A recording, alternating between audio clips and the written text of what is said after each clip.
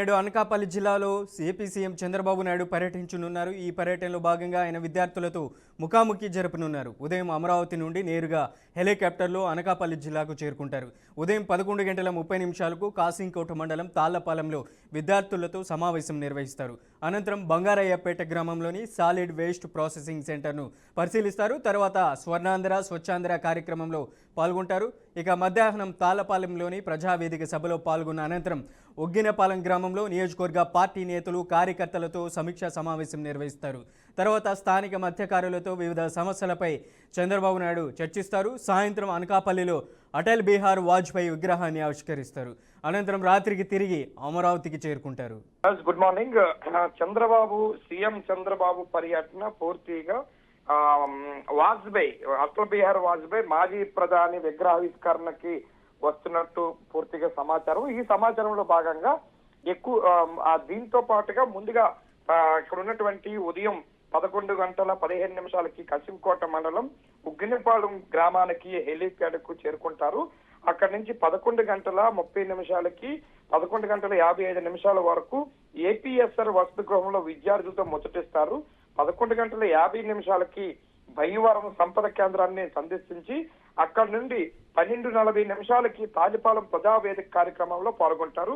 తాళపాలెంలోని Prajavedika meeting ఏర్పాటు చేశారు. ఈ ప్రజావేదికలోని ప్రజలు కులాలకు అతీతంగా మతాలకు అతీతంగా అందరూ కూడా అన్ని నియోజకవర్గాల నుంచి కూడా గ్రామానికి తాళపాలెం ప్రజావేదికకి కార్యక్రమానికి సందర్శించి ఆ ప్రజావేదికలో పాల్గొని ఏం జరుగుతున్నది, అనకాపల్లి జిల్లాలోని ఉన్నటువంటి సమస్యలేంటి, ఆ సమస్యల మీద పూర్తిగా ఫోకస్ చేస్తున్నట్టు తెలుస్తూ ఉన్నది. అక్కడి నుంచి కార్యక్రమం అయిపోయిన తర్వాత నుంచి 2:55 ఉగ్గినపాలెంలోని కేడర్ సమావేశం పాల్గొంటారు. అంటే 7 నియోజకవర్గాలు అనకాపల్లి జిల్లాలో ఉన్నాయి. 7 నియోజకవర్గాల్లో ఉన్నటువంటి కేడరు మండల స్థాయి నాయకుల నుంచి జిల్లా స్థాయి నాయకులు, ప్రధాన కార్యదర్శులు, అట్లాగే ఉన్నటువంటి పార్టీలో సంస్థాగత భాగంలో ఉన్నటువంటి అన్ని పార్టీ సంబంధించినటువంటి అధ్యక్షులు కార్యదర్శులతోటి కేడర్ తో సమావేశం ఏర్పాటు చేసుకున్నారు.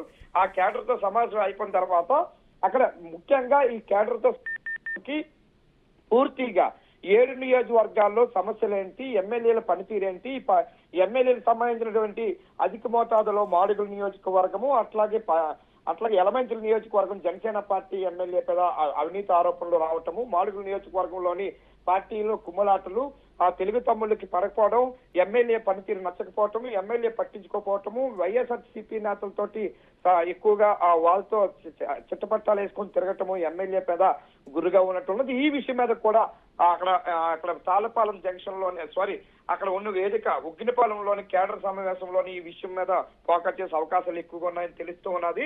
అక్కడ నుంచి సాయంత్రం 4:40 అటల్ బిహారీ వాజ్పేయి మాజీ ప్రధాని స్వర్ణాంధ్ర స్వచ్ఛాంధ్ర అనే కార్యక్రమంలో భాగంగా వాజ్పేయి విగ్రహావిష్కరణకి పాల్గొంటారు. వాజ్పేయి విగ్రహావిష్కరణకి అనకాపల్లి ఎంపీ సీఎం రమేష్ ఆధ్వర్యంలోని ఈ కార్యక్రమం జరుగుతున్నది.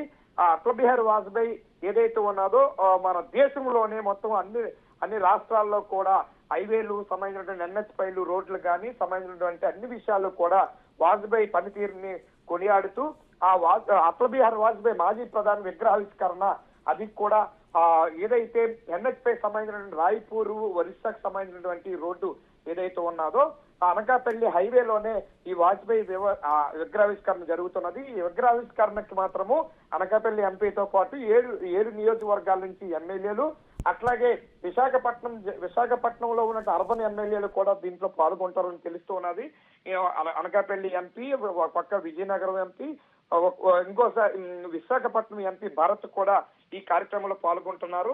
ముఖ్యంగా ఈ అటల్ బిహారీ వాజ్పేయి చేసినటువంటి ప్రధానమంత్రిగా 1999 నుంచి 2003 వరకు ఆయన ఎంపీగా ఉన్న సమయంలోని ఈ చేసినటువంటి రోడ్లు విషయంలో గాని, ముందు చూపు విషయంలో గాని, ఈ దేశాన్ని అభ్యుదయంగా తీర్చిదిద్దడంలోని ఈ ప్రధానమంత్రిలోని మన్మోహన్ సింగ్ తర్వాత అత్యధికంగా మంచి నైపుణ్యం కలిగినటువంటి అటల్ బిహారీ వాజ్పేయి తప్ప బీజేపీలో ఎవరు లేరన్న చందంగా ఆయనే పెద్ద సీనియర్, అంటే